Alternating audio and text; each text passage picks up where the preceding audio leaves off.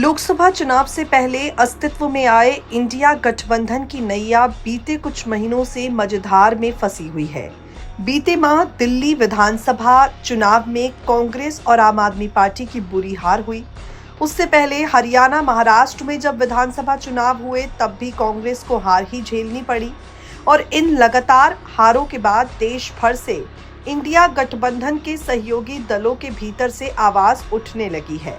अधिकतर सहयोगी दलों ने कांग्रेस पर निशाना साधा और कहा ये गठबंधन अब अपना महत्व खो रहा है।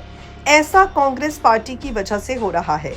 दिल्ली में गठबंधन के दो सहयोगी दलों कांग्रेस और आप के अलग अलग चुनाव लड़ने के कारण राज्य में भाजपा को शानदार जीत मिली है। इसी तरह हरियाणा में भी कांग्रेस और आप ने अलग अलग चुनाव लड़ा, वहां भी अनुमान के विपरीत बीजेपी को शानदार जीत मिली। इन दोनों राज्यों में कांग्रेस और आम आदमी पार्टी के बीच तकरार का असर इंडिया गठबंधन के भविष्य पर पड़ने लगा है। सहयोगी दलों से आवाज उठने लगी है कि गठबंधन में कोई बड़ा नेता संयोजक पद पर होना चाहिए। इसमें सबसे बड़ा नाम पश्चिम बंगाल की मुख्यमंत्री ममता बनर्जी का था। ममता बनर्जी खुलेआम विपक्षी गठबंधन की संयोजक की भूमिका निभाने की इच्छा जता चुकी हैं।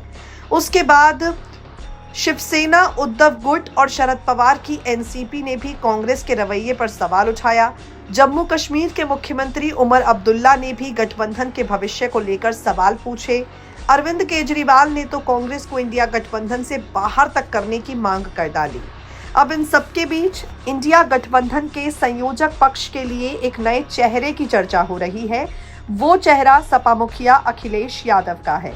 समाजवादी पार्टी के नेता रविदास मेहरोत्रा का कहना है, यूपी में अखिलेश यादव सबसे बड़े नेता बनकर उभरे हैं। लोकसभा में सपा दूसरी बार सबसे बड़ी विपक्षी पार्टी है, उसके पास 37 सांसद हैं। ऐसे में हम चाहते हैं कि अखिलेश यादव इंडिया गठबंधन के संयोजक बने। दरअसल इंडिया गठबंधन की स्थापना के वक्त ही इसके संयोजक पद को लेकर बवाल होता रहा है। इस गठबंधन को आकार रूप दिलाने में बिहार के मुख्यमंत्री नीतीश कुमार ने अहम भूमिका निभाई थी, लेकिन संयोजक का पद नहीं मिलने के कारण वो गठबंधन से बाहर हो गए और भाजपा के साथ चले गए। अब यहाँ पूरी तरह से समाजवादी पार्टी के नेता चाहते हैं कि विपक्षी गठबंधन इंडिया का प्रतिनिधित्व अखिलेश यादव करे। बड़ी जिम्मेदारी अखिलेश यादव के हाथों में जाती हुई नजर आ रही है।